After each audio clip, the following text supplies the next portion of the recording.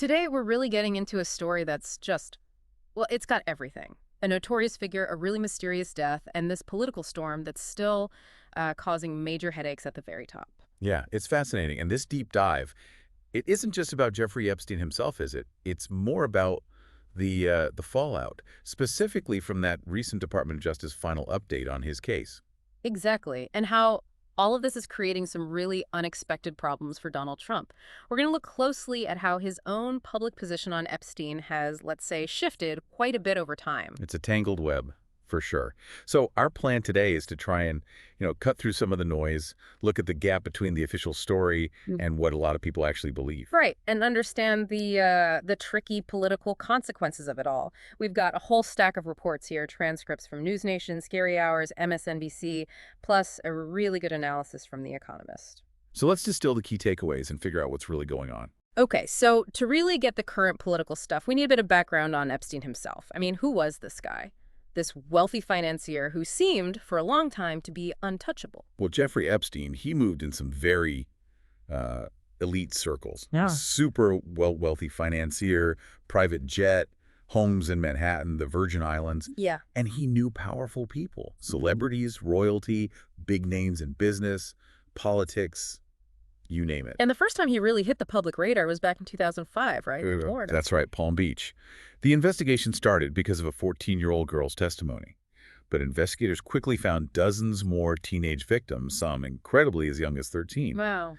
They reported being paid for massages that turned into sexual abuse. And worse, they were sometimes encouraged to recruit other girls. And that first investigation, the outcome was, well, it was hugely controversial, wasn't it? Oh, absolutely. Hugely. Because in 2008, federal prosecutors, and this was under Alexander Costa, who was the U.S. attorney, then they let Epstein plead guilty to much, much lesser state charges. Like soliciting prostitution. Soliciting prostitution, procuring a minor. He ended up serving less than 13 months of an 18-month sentence, and most of that was on work release. Unbelievable. And, the really galling part. This deal gave immunity to unnamed co-conspirators, and it was kept secret from the victims themselves. So for the next 10 years, he's just back moving in those same elite circles. Pretty much. Seemingly untouchable, like nothing had happened. And Ghislaine Maxwell was right there in the middle of it all, wasn't she? What exactly was her role? She was absolutely central. Victims called her the recruiter.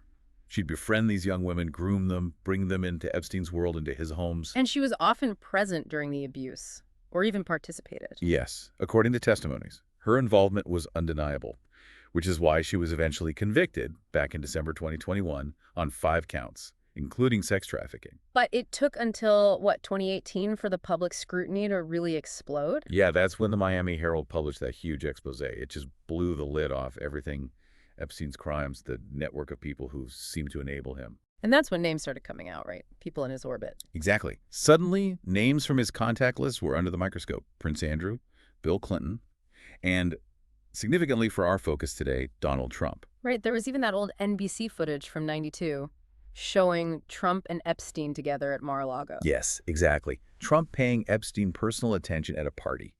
A detail that would definitely come back later. So it was really that renewed public pressure driven by the Miami Herald's reporting that led to his second arrest in July 2019 on much more serious federal charges. That's right.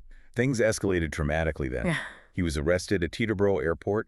The indictment laid out this horrific pattern of abuse spanning years, involving dozens of minors. And the raid on his townhouse? What did they find there? It was damning. Thousands of images, videos, nude, partially clothed girls, some clearly minors. They found hidden compartments, too, with CDs labeled with names, descriptions.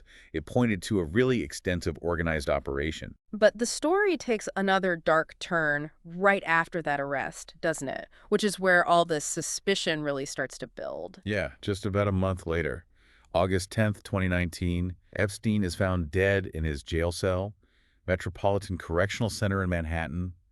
Official cause, suicide by hanging. But almost immediately, people weren't buying it. That's when Epstein didn't kill himself. Basically went viral. Exactly. And, the skepticism wasn't just pulled out of thin air. There were so many inconsistencies. Like what fueled that doubt? Well, first off, he'd reportedly tried to harm himself just weeks before. He was put on suicide watch. Okay. But then taken off it just 6 days later, which seemed fast to a lot of people. Right. Then, the night he died, the 2 guards assigned to his unit, well, they admitted they hadn't checked on him for hours. They later admitted falsifying the logs, too. Did they face serious consequences? They avoided jail time, got a deferred prosecution deal in 2021. But it just looked bad, added to the suspicion. And the cameras, wasn't there something about surveillance footage? Yeah, another huge point. Yeah. Cameras outside his cell were supposedly malfunctioning, or the footage was unusable. Again, incredibly convenient, critics said. And the jail itself, MCC, didn't exactly have a stellar reputation. Not at all. Known for poor conditions, understaffing. Yeah. It even closed temporarily in 2021 because the building was falling apart. Plus, the timing was just weird. How so? A massive bail hearing, potentially for $100 million, was scheduled just days after he died. And Epstein's own family raised questions, didn't they? His brother. Yes, Mark Epstein was very vocal. He hired Dr. Michael Baden, a well-known forensic pathologist, to observe the autopsy. And what did Dr. Baden say? Baden told the media that some injuries, like broken bones in Epstein's neck, the burst capillaries in his eyes, petechiae, were, in his view, actually more consistent with homicide by strangulation than suicide by hanging. But the official ruling never changed. No, the New York City medical examiner stuck to suicide. But Baden's comments definitely fanned the flames. And there were other odd details too, right? About the scene itself. Yeah, like apparently no photos were taken of his body in the position it was found. His body was moved before a full forensic investigation was done on site. And the sheet he supposedly used, described as thin, easily torn, standard prison issue, it seemed strong enough to some. So you put all that together, the guards, the cameras, the timing, the autopsy questions. Exactly. It created this perfect storm for public cynicism. Yeah. Epstein didn't kill himself, became more than just a meme. It was shorthand for believing there was a massive cover-up involving powerful people. Which leads us straight into the rumors about the client list and that private jet, the Lolita Express. What actually came out? Well, by 2020, flight logs from his jet were public. And the names on them were, well, they were a mix. Entertainers, CEOs, global political figures. But were any of them charged, linked to Epstein's crimes? That's the crucial point, no. None of those people named on the logs were charged. Now, Virginia Giuffre, who's one of Epstein's most prominent accusers, did name Prince Andrew in a civil suit. Right, I remember that. How did that end? It was settled out of court in 2022, undisclosed amount. The prince admitted no wrongdoing, but did step back from his royal duties. So people see these logs, hear these accusations, but only Epstein and Maxwell face charges. That must have fueled frustration. Immense frustration. It just fed this feeling that the rich and powerful were being protected, that the full story wasn't coming out. It really sounds like, as you said, a perfect recipe for conspiracy theories. You've got wealth, power, sex crimes, a suspicious death. Absolutely, all the classic ingredients.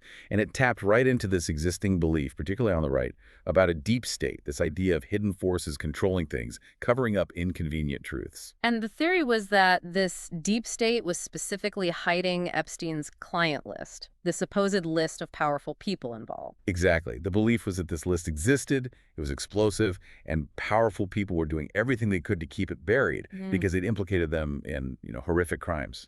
And what's really striking looking back is how people who would later be in the Trump administration were actively promoting these ideas. That's a key part of this whole political entanglement. Yeah. You had figures like J.D. Vance, who's now vice president, back in 2021, suggesting the government was protecting Epstein's clients. And Kash Patel, now head of the FBI. Yeah, in 2023, he was very publicly telling Congress to, quote, put on your big boy pants and release the list. These weren't just random commentators. These were people heading for positions of real power. And Trump himself. Before his second term, he was hinting about Bill Clinton being involved, wasn't he? He definitely was. He implied Clinton was tangled up in the Epstein mess, which of course just amplified the speculation among his supporters. So it really set this massive expectation, didn't it? That a second Trump administration would finally blow the lid off the whole thing. Absolutely. Heading into Trump's second term, if you were part of that MAGA base, you were likely convinced that finally all those secret Epstein files, the ones you believe were being deliberately hidden, would be released. And they expected these files to expose the deep state, child trafficking, maybe even prove Epstein was murdered. That was the narrative. That was the expectation. And it was an expectation that people within the incoming administration seemed quite happy to encourage. Especially Attorney General Pam Bondi. She really leaned into this, didn't she? Oh, heavily. In February 2025, she went on Fox News and claimed the Epstein client list was, Her words, literally sitting on my desk. Wow, okay. That's pretty definitive. And then she made this big show inviting MAGA social media influencers to the White House. Gave them binders labeled the Epstein files, phase 1, talked about grand revelations. He even mentioned videos, right? Like thousands of them. Yeah, she spoke about this kind of out of nowhere stash of tens of thousands of videos of Epstein with children or child porn. Yeah. Just massively raising the stakes and expectations. Okay, so expectations are sky high. Then what happens in July 2025? Because you said earlier this is where it all fell apart. Right. The Department of Justice releases what they call a final update. It's basically a memo, plus about 11 hours of surveillance footage from the jail. And the memo's conclusion. The memo essentially says, nothing to see here, folks. No credible evidence of a wider conspiracy. No secret blackmail operation. No so-called client list. Really, after all that buildup? Yeah, the quote was, we did not uncover evidence that could predicate an investigation against uncharged third parties. It also said there was no evidence Epstein blackmailed anyone prominent or that public figures were involved in illegal acts. Okay, wow. And the footage, what did that supposedly show? The DOJ and FBI presented the footage, which was just hallways outside his cell block, remember, as proof that nobody went into or out of his unit during the critical time window. Their conclusion? Epstein acted alone. He killed himself. But people were immediately skeptical, weren't they? Immediately. And you can see why. The memo confirms Epstein harmed over 1,000 victims. 1,000. That number is staggering. Right. 1,000 victims. But somehow, only he and Ghislaine Maxwell could be held criminally responsible. It just didn't add up for many. And the footage didn't show inside the cell, right? So, and the angle, the camera placement, the fact that guards weren't visible, it still left room for doubt.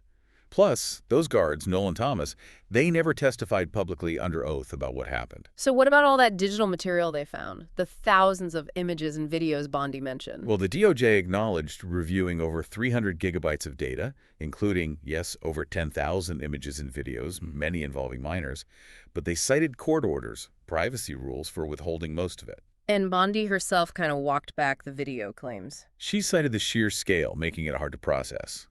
But for victim advocates, this lack of transparency felt like shutting down any chance of broader accountability. The memo basically said, case closed, no more disclosures needed. So how did MAGA World react? The base that was promised bombshells, you called it a MAGA meltdown. Yeah, that's how it was described. The memo was not received well. A big chunk of Trump supporters basically felt betrayed, like they'd been lied to. What were they saying? You heard things like, where did that whole case go? No one even believes that. Or it's almost like the Justice Department doesn't want us talking about Jeffrey Epstein anymore. A real sense of whiplash, then. Exactly. And anger. This quote really captures it. It's insulting our intelligence.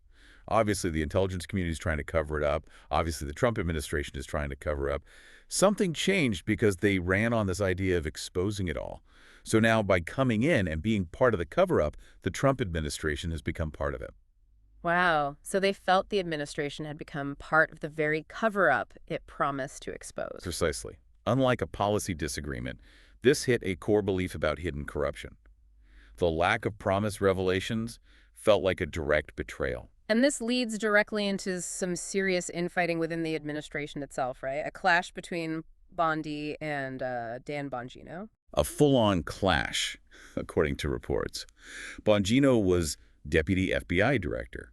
There were suddenly questions about his future, even about FBI Director Kash Patel potentially stepping down too. Sounds serious. Yeah, a senior official called it not a small deal. Bongino reportedly threatened to quit if Bondi didn't, and Patel apparently said he'd go too. Real high-stakes drama. And there was a specific heated meeting. Apparently so, between Bondi, Chief of Staff, Susie Wiles, Patel, and Bongino. The New York Times reported Bondi accused Bongino, right there in front of the others, of leaking stories to conservative media blaming her for the backlash. Why would Bongino do that? Well, Bongino denied it. But the story was that he and Patel were frustrated with Bondi.